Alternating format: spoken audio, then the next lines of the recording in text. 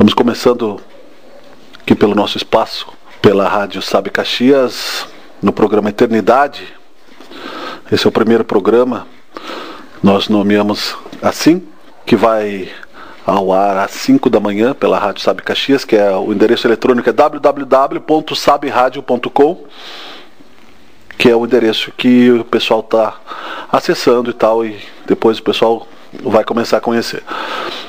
E já feita a prece, né, a gente sugere que quem estiver ouvindo faça anteriormente a sua própria prece, para que a gente possa, nesses minutos de diálogo espírita, kardecista, cristão, também universalista, como a gente tem falado, acrescentar algum dado a mais ao nosso conhecimento, dados importantes, que, claro, que se atualiza a cada dia que passa devido à passagem do tempo, mas que, mesmo que como referência, é preciso que quem exercita a mediunidade prática tenha esse conhecimento. Eu escolhi o Livro dos Médiuns, que é uma das obras do Allan Kardec, que faz parte, né, das obras do Allan Kardec, que a gente sabe que é o codificador do Espiritismo, já há mais de 150 anos, lá no século XIX, onde ele codificou as mensagens que vinham dos Espíritos, através do exercício da mediunidade. Aqui, o qual nós, por necessidade, e os médiuns que estiverem nos ouvindo, estão obrigados a exercitar por uma razão moral e por uma razão da sua própria paz, na verdade, interior. É um conhecimento, como eu disse, basilar. Muitos outros se acrescentam a isso, mas, porém, antes de ler aqui o trecho que eu separei sobre a mediunidade em questão e o exercício da mediunidade, é preciso que eu fale um pouquinho sobre a questão de tempo. O que é o tempo para nós? Eu anotei aqui a noção de tempo. O que significa o tempo dentro da questão da civilização? Há uma relatividade muito grande nessa noção de tempo. Dentro da matéria, nós estamos subordinados ao tempo cronológico, ao tempo que vai numa única direção linear, matemática. No nosso caso, desde o tempo da era cristã, sendo contado pelo calendário, né? Estamos no ano de 2014, no dia X, no mês X, e assim por diante. Então nós temos uma determinada idade, a nossa matéria tem um determinado desgaste, a nossa tecnologia avançou em determinada direção. Porém, se considerarmos a eternidade, o que significa avanço ou retrocesso dentro do tempo? Então, o que é moderno e o que não é? Se nós usarmos o modismo intelectualista, só os lançamentos é que são modernos, ou só os livros muito raros é que são úteis para o nosso conhecimento. Mas isso já passou em uma época onde a humanidade não estava suficientemente culta para entender. Como Jesus disse que as suas palavras não passariam, então ele dizia que vejam aqueles que têm olhos para ver, ouçam aqueles que têm ouvidos para ouvir, porque não adiantava ele tentar colocar conceitos a espíritos que ele sabia que ainda estavam em fase de evolução e um grau de radicalismo, alguns muito profundo. Dessa forma, a gente tem que entender que tudo tem determinado contexto, tudo está colocado numa determinada realidade relativa à nossa maturidade moral e intelectual. E isso não vem de uma única encarnação. Nós somos, por princípio de conceito, reencarnacionistas. Então nós sabemos que os nossos espíritos têm diversas origens.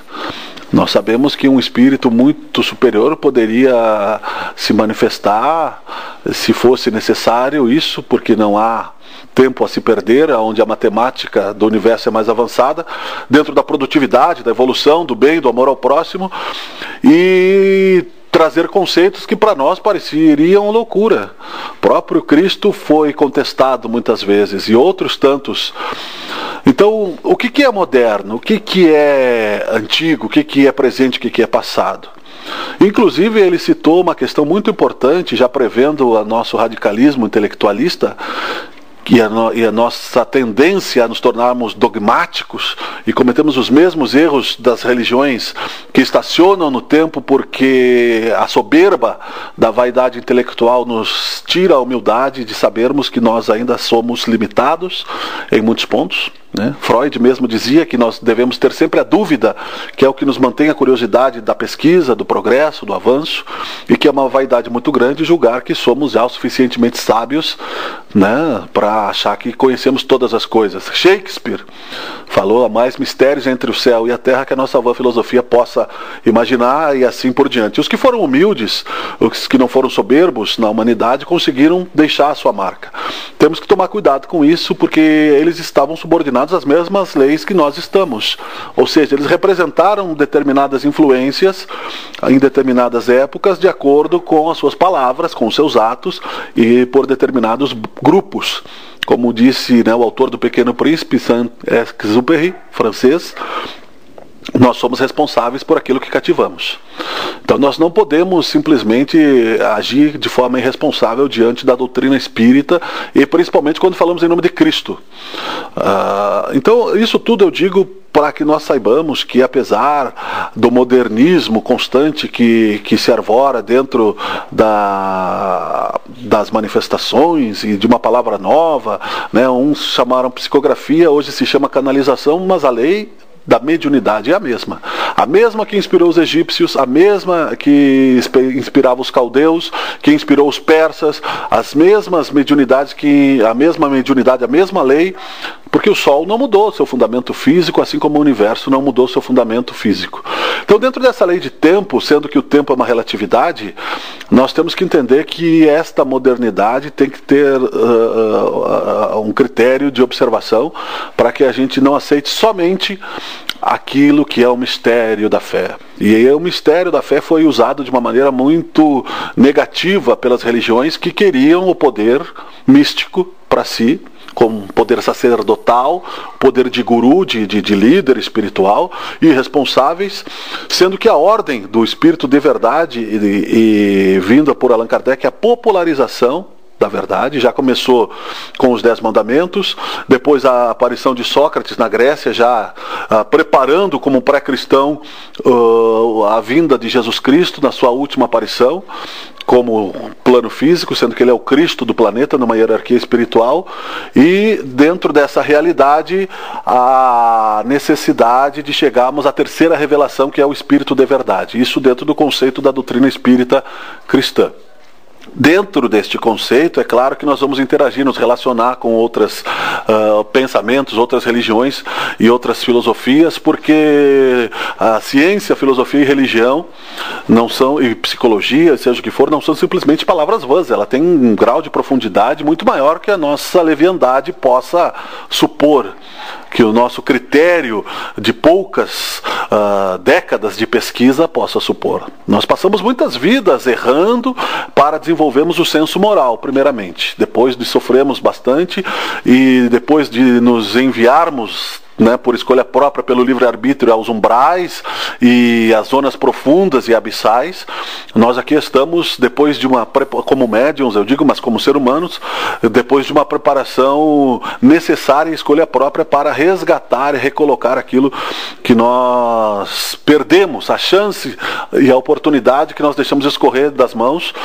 pelo amor que não tivemos nessas questões que falam de tempo na relação com o próximo e com o nosso semelhante. Então, a terceira revelação, ou seja, o Consolador prometido dentro da cultura espírita, é a revelação da mediunidade, que nós somos eternos, que nós somos imortais e que nós temos as coisas que Jesus comentou explicitadas, através da mediunidade, através da associação da Federação Espírita, fundada por Allan Kardec, da Revista Espírita durante muitos séculos, a continuidade dada por outros, por Camilo Flammarion, por Leon Denis, por outros espíritas intuídos e também que trabalharam a questão da mediunidade ao longo do tempo. Chico Xavier, que veio com a missão também de divulgar o espiritismo, Divaldo Franco e outros tantos mais, principalmente no Brasil, sendo o Brasil o maior país espírita do mundo. É claro que a mediunidade não é uma propriedade do espiritismo. Mas eu digo, fiz toda essa introdução, porque já há, infelizmente, para nós espíritas cristãos, preconceito com relação às obras básicas, sendo que a novidade, muitas vezes, ao invés de corroborar, de colaborar aquilo que foi basilar, ela acaba confundindo, ofuscando o conhecimento simples. Então eu vou ler aqui a introdução do livro dos médiuns, que eu aconselho, né, várias vezes eu já li esse livro e continuo a relê-lo, porque no exercício da mediunidade eu acho que ele tem conceitos muito importantes para nós. E encontra-se em qualquer livraria espírita, né, quem quiser é só procurar, porque ele é um livro fácil. Então esse aqui é uma edição um pouco mais antiga, mas ela tem, antiga que eu digo, ela é de 1960, mas ela foi a primeira tradução da edição francesa de Paris, 1862. Vejam que já faz algum tempo. A introdução. Diariamente a experiência confirma a nossa opinião de que as dificuldades e desilusões encontradas na prática espírita decorrem da ignorância dos princípios doutrinários. Sentimos-nos felizes ao verificar que foi eficiente o nosso trabalho para prevenir os adeptos quanto aos perigos do aprendizado, e que muitos puderam evitá-los com a leitura atenta desta obra. Muito natural o desejo dos que se dedicam ao espiritismo de entrarem pessoalmente em comunicação com os espíritos. Esta obra destina-se a facilitar-lhes isso, permitindo-lhes aproveitar os frutos de nossos longos e laboriosos estudos. Pois bem errado andaria quem julgasse que para tornar-se perito no assunto bastaria aprender a pôr os dedos numa mesa para fazê-la girar ou pegar um lápis para escrever. Igualmente se enganaria quem pensasse encontrar nesta obra uma receita universal e infalível para fazer médiuns. Embora cada qual traga em si mesmo os germes das qualidades necessárias, essas qualidades apresentam-se em graus diversos e o seu desenvolvimento depende de causas estranhas à vontade humana. Não fazemos poetas nem pintores ou músicos com as regras dessas artes, que servem apenas para orientar os dons de quem possui os respectivos talentos. O mesmo acontece com este trabalho. Sua finalidade é indicar os meios de desenvolvimento da mediunidade em quem a possui, segundo as possibilidades de cada um. E, sobretudo, orientar o seu emprego de maneira proveitosa. Mas não é esse o nosso único objetivo. Aumenta todos os dias, ao lado dos médiuns, o número de pessoas que se dedicam às manifestações espíritas, orientá-las nas suas observações, apontar-lhes as dificuldades que certamente encontrarão, ensinar-lhes a maneira de se comunicarem com os espíritos, obtendo boas comunicações, é o que também devemos fazer para completar o nosso trabalho. Ninguém estranhe, pois, se encontrar ensinamentos que poderão parecer descabidos. A experiência mostrará que são úteis. O estudo atencioso deste livro facilitará a compreensão dos fatos a observar. A linguagem de certos espíritos parecerá menos estranha. Como instrução prática, ele não se dirige exclusivamente aos médiuns, mas a todos os que querem observar os fenômenos espíritas. Desejariam alguns que publicássemos um manual prático, mais sucinto, indicando em poucas palavras como entrar em comunicação com os espíritos.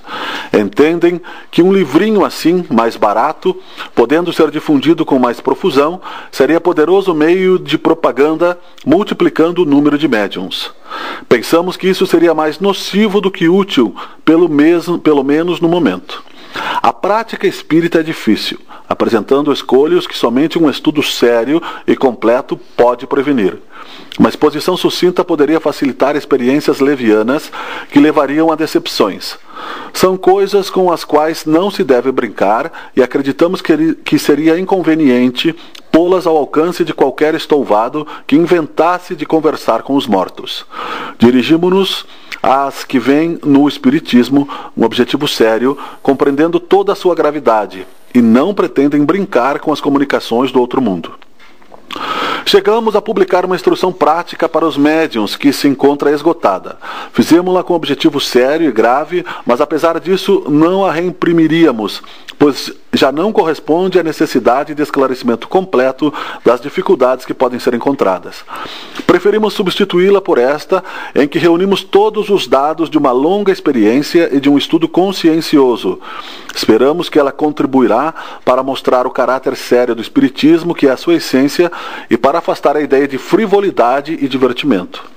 Acrescentamos uma importante consideração, a de que as experiências feitas com leviandade, sem conhecimento de causa, provocam péssima impressão nos principiantes ou pessoas mal preparadas, tendo o inconveniente de dar uma ideia bastante falsa do mundo dos espíritos, favorecendo a zombaria e dando motivo a críticas quase sempre bem fundadas. É por isso que os incrédulos saem dessas reuniões raramente convencidos e pouco dispostos a reconhecerem um aspecto sério do espiritismo. A ignorância e a leviandade de certos médiuns têm causado maiores prejuízos do que se pensa na opinião de muita gente. Vem progredindo bastante o espiritismo desde alguns anos, mas o seu maior progresso se verifica depois que entrou no rumo filosófico, porque despertou a atenção de pessoas esclarecidas. Hoje não é mais uma diversão, mas uma doutrina de que não riem os que zombavam das mesas girantes. Esforçando-nos por sustentá-lo neste terreno, estamos certos de conquistar adeptos mais úteis do que através de manifestações levianas. Temos a prova disso todos os dias pelo número de adeptos resultante da simples leitura do Livro dos Espíritos. Depois da exposição do aspecto filosófico da ciência espírita no Livro dos Espíritos, damos nesta obra, que é o Livro dos Médiuns, a sua parte prática, para aqueles que desejarem ocupar-se das manifestações, seja pessoalmente, seja pela observação de experiências alheias. Verão aqui os escolhos que poderão encontrar e estarão em condições de evitá-los. Essas duas obras, embora se completem, são até certo ponto independentes uma da outra. Mas a quem quiser tratar seriamente do assunto, recomendamos primeiramente a leitura do Livro dos Espíritos, porque contém os princípios fundamentais, sem os quais talvez seja difícil a compreensão de algumas partes desta obra. Esta segunda edição foi bem melhorada, apresentando-se mais completa do que a primeira. Foi corrigida com especial cuidado pelos espíritos, que lhe acrescentaram grande número de observações e instruções do mais alto interesse. Como eles reviram tudo, aprovando ou modificando à vontade, podemos dizer que ela é em grande parte obra deles, mesmo porque não se limitaram a intervir em algumas comunicações assinadas. Só indicamos os nomes quando isso nos pareceu necessário para caracterizar algumas exposições mais extensas, como feitas textualmente por eles. De outra maneira, teríamos de mencioná-los quase em cada página, particularmente nas respostas dadas às nossas perguntas, o que nos pareceu inútil. Os nomes pouco importam, como se sabe neste assunto. O essencial é que o trabalho corresponda no seu conjunto aos objetivos propostos. Esperamos assim que esta edição mais perfeita que a primeira seja tão bem recebida como aquela. Como acrescentamos muitas coisas e muitos capítulos inteiros, assim também suprimimos alguns trechos repetidos, como o da escala espírita, que já se encontra no Livro dos Espíritos. Suprimimos ainda do vocabulário o que não se refere propriamente a esta obra, substituindo por coisas mais úteis. Esse vocabulário, aliás, não está completo e pretendemos publicá-lo mais tarde, em separado, na forma de um pequeno dicionário de filosofia espírita. Conservamos nesta obra tão somente as palavras novas ou específicas relativas ao assunto de que nos ocupamos. Eu li toda a introdução para que não faltasse nenhum trecho aqui, e a gente pode perceber pela seriedade como foi colocada e pontuando aqui as questões, que é bem maior do que nós imaginamos a vontade de Deus e a vontade e o planejamento em se colocar, e quando quisermos realmente, sem nos comprometermos karmicamente em falar sobre espiritismo, nós temos que ter conhecimento de causa. Nós temos que saber que nós estamos dentro de um barco já em andamento há séculos, desde o planejamento da humanidade, aonde no livro A Caminhos da Luz, o Chico Xavier comenta na formação dos mundos de uma reunião que espíritos formadores da matéria, onde Jesus Cristo participou, ali já havia sido lançada a semente daquilo que nós estamos vivendo hoje. Não é simplesmente em pouco tempo, né?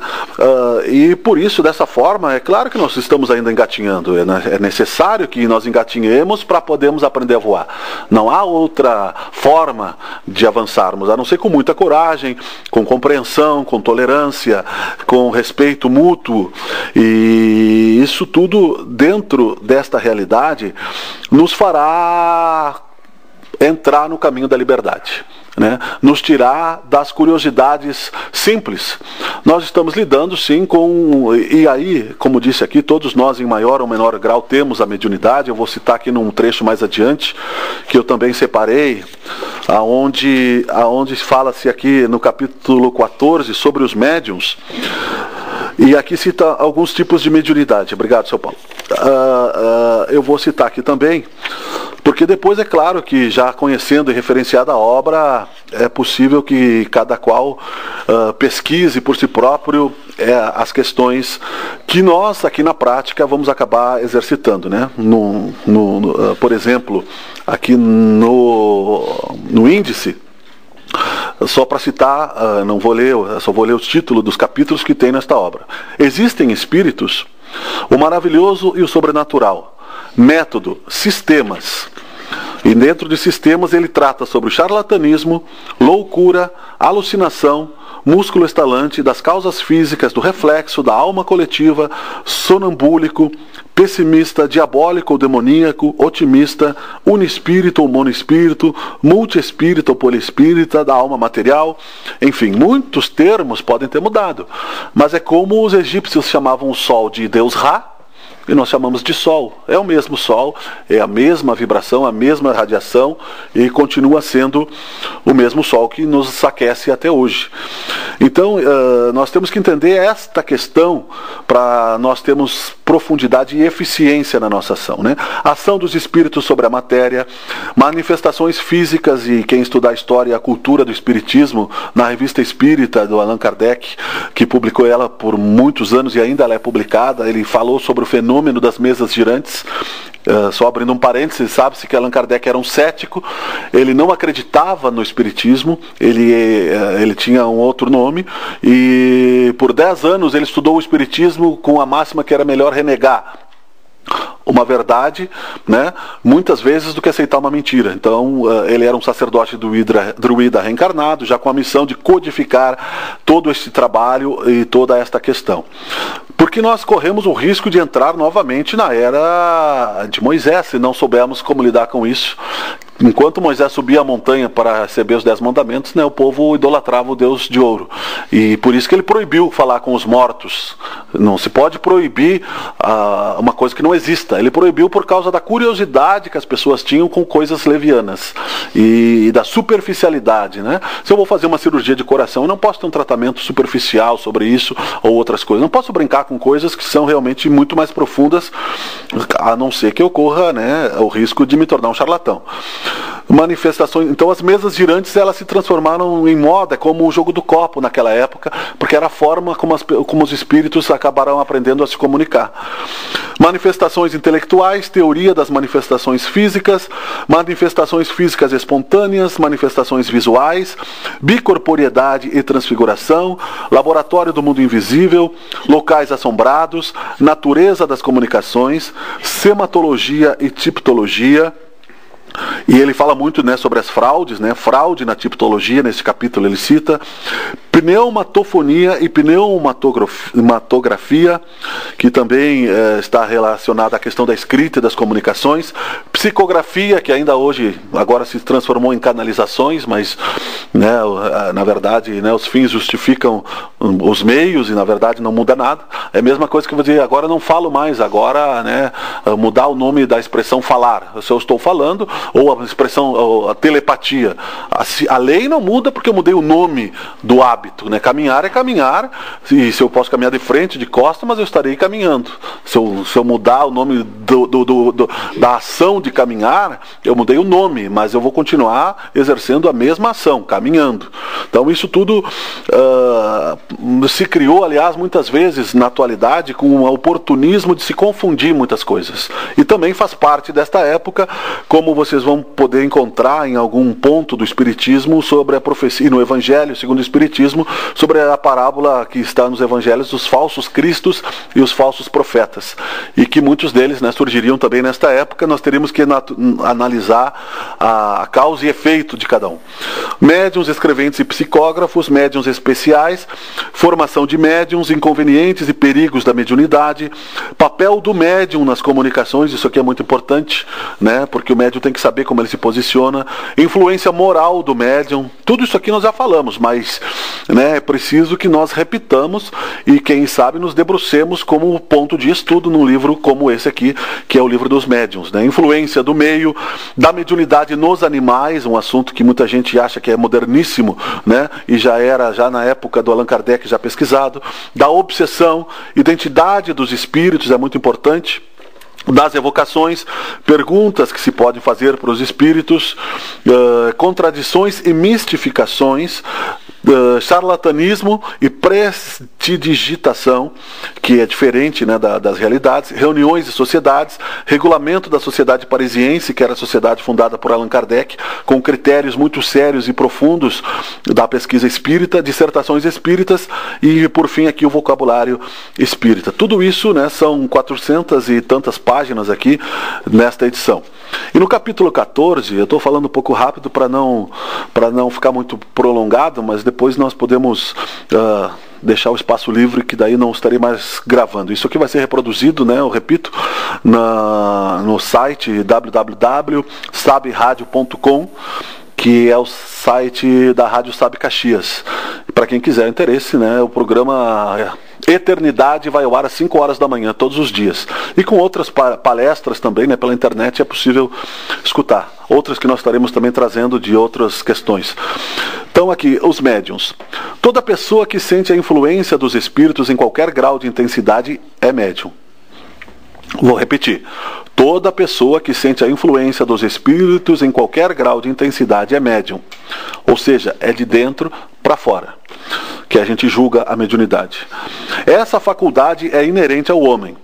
Por isso mesmo, não constitui privilégio e são raras as pessoas que não a possuem, pelo menos em estado rudimentar.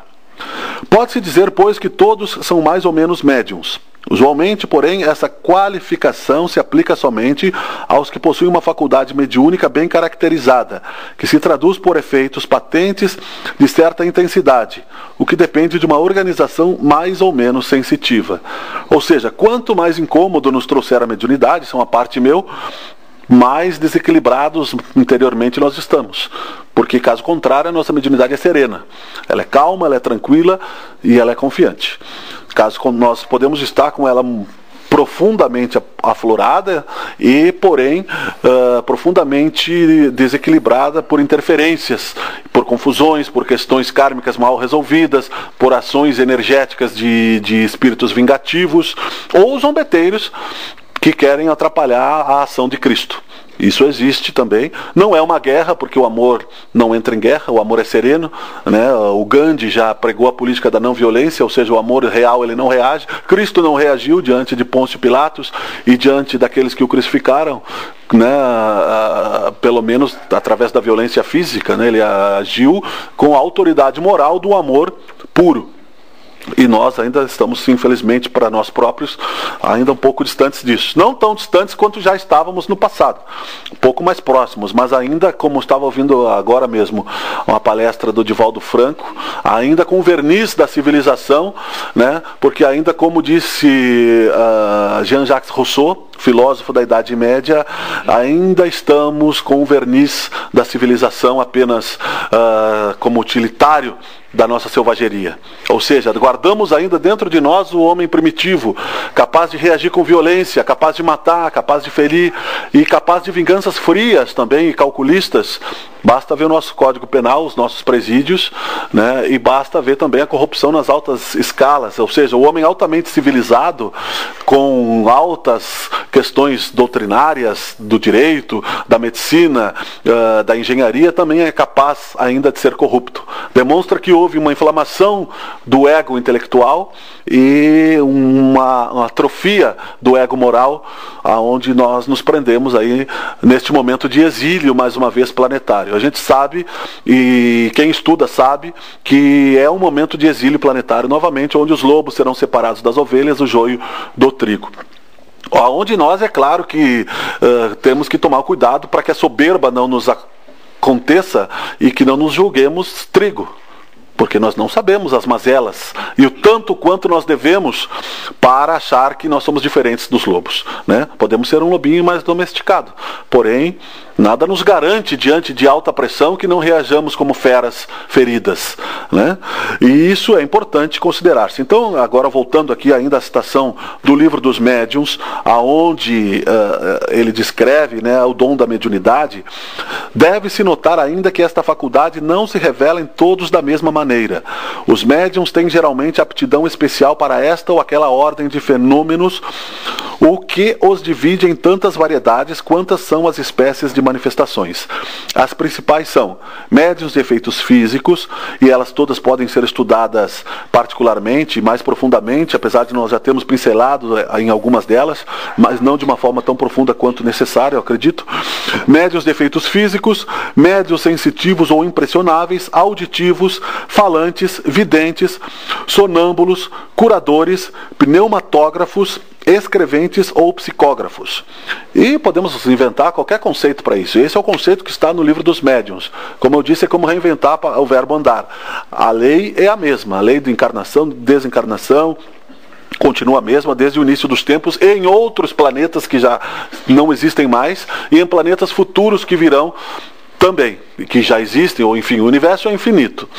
Deus é infinito, então nós temos que considerar a infinita riqueza de Deus, a multiplicidade e a multiplicidade dos mundos, das pessoas, dos universos, e sendo que Deus, na verdade, tudo Ele conhece. Então nós não podemos, eu volto àquela questão filosófica do tempo, nós não podemos subestimar a questão do tempo, achando que na linearidade da nossa compreensão, em linha reta, isso nos torne cegos e nos leve ao abismo. Foi o que levou, certamente, aqueles que o crucificaram Jesus Cristo, porque eles acreditavam em outros líderes e achavam que Jesus Cristo era um charlatão. Então o julgamento deles os levou à cegueira, e logo depois que percebeu o que tinha feito, Judas, né, teve um drama moral muito profundo.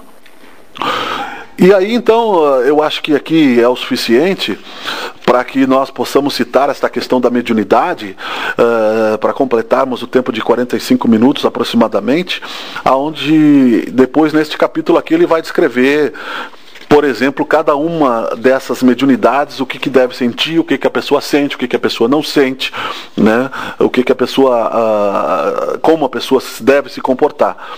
E aqui no capítulo 19 deste mesmo livro, o Livro dos Médiuns, é muito importante também que se tenha a debruçar sobre isso, o papel dos médiuns nas comunicações. Então eu vou citar só um pequeno trecho aqui, pequenos tópicos que estão nesse capítulo. Influência do espírito do médium, que é o animismo, que é muito citado, que significa a influência da nossa mente trabalhando, influenciando aquilo que a pessoa quer dizer, né? Basta saber como nós conversamos, né, plano a plano, e nós vamos perceber, muitas vezes numa conversa natural, antes da pessoa terminar o raciocínio, nós já estamos falando sobre aquela não é comum assim, numa conversa indisciplinada, antes de você concluir um raciocínio, muitas vezes a outra pessoa já está falando sobre aquela palavra e a outra pessoa já está falando, então isso gera uma grande confusão.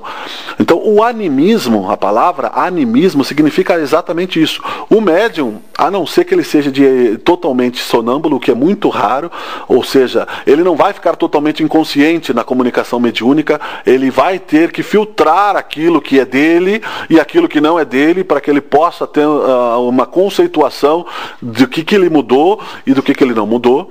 Por isso que Sócrates já dizia, conhece-te a ti mesmo, e aí entra a questão psicológica muito importante. Eu tenho que saber como eu estou, como é que está o meu humor, como é que está meu caráter, como é que está a minha moral, para saber, não, isso aqui, esse pensamento não é meu.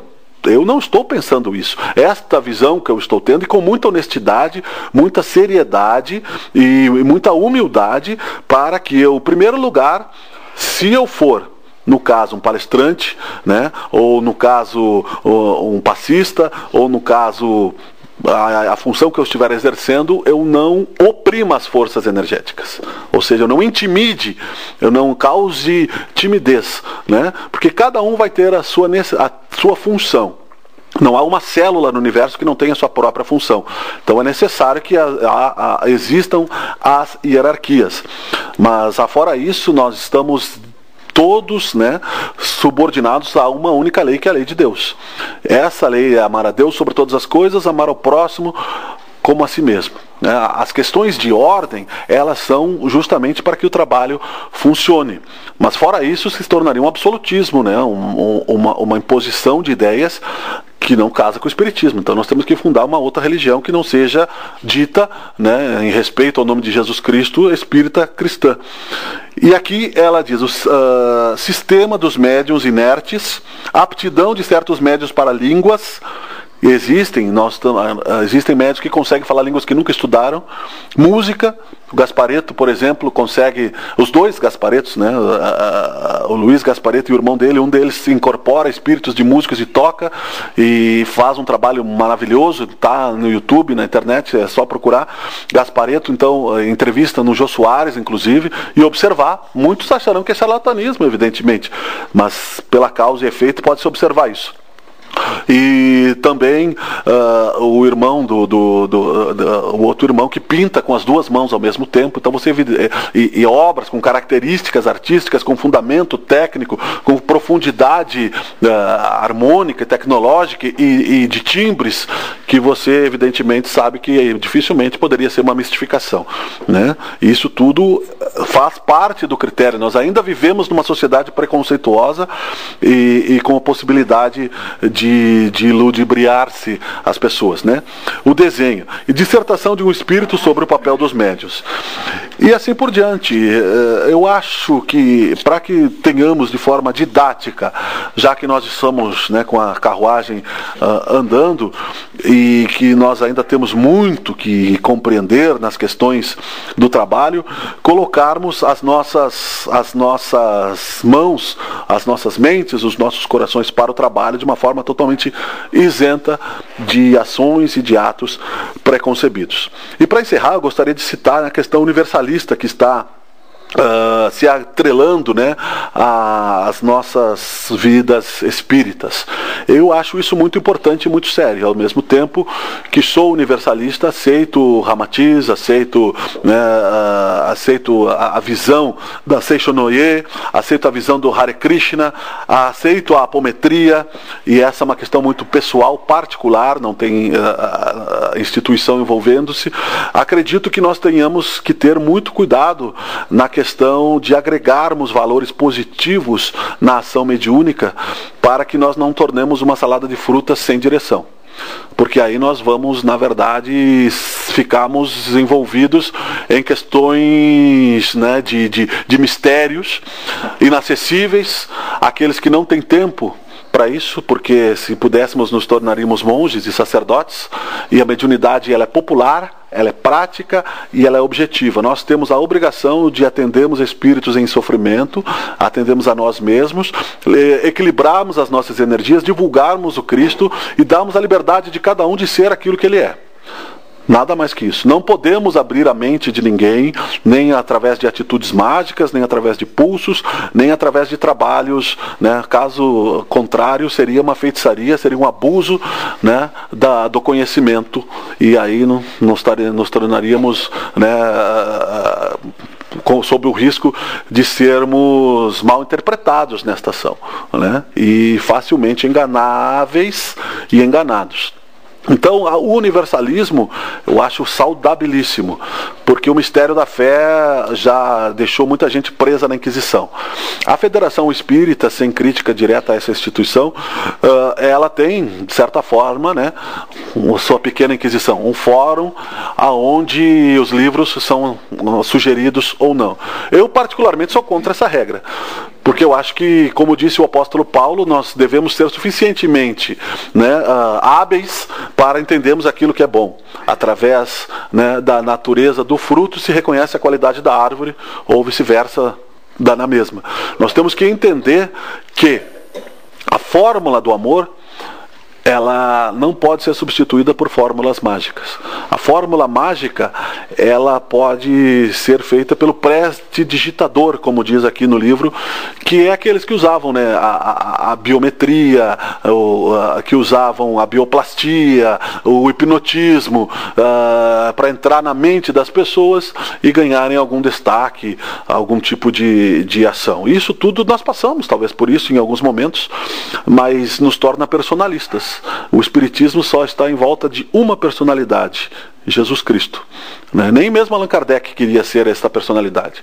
Jesus Cristo é o coordenador do nosso plano até hoje. E será sempre, porque diz que suas palavras não passariam. Nós escolhemos os caminhos que queremos trilhar, podemos ou não nos desviar, mas existe propósito nesta ação, neste diálogo e nestas colocações tem o único fim e objetivo de apontar uma opinião e uma convicção de que esta realidade, dentro do programa Eternidades, nos dá muito consolo. Que se a nossa fé não nos consola, eu sugiro que ela sirva para outros, né? Que a gente não perca o nosso tempo na nossa encarnação procurando coisas que sejam subjetivas demais e insuficientes para o nosso dia a dia, para a nossa felicidade, né? Não há mais mistérios, não há segredos, não há livros ocultos. Procura e será dado, né? Batei e abri-se-vos-á. Mérito de quem busca, mérito de quem compreende, né? E se ele for humilde em repassar isso aos seus irmãos de uma maneira mais simples, também será mérito para a humanidade que o cerca e para todos nós. Então, encerrando a nossa orientação aqui, deste ponto de vista, outras tantas virão. Eu repito que nós estamos falando pela Rádio Sabe Caxias, pela internet, que pode ser acessada em qualquer ponto do planeta, www.saberadio.com.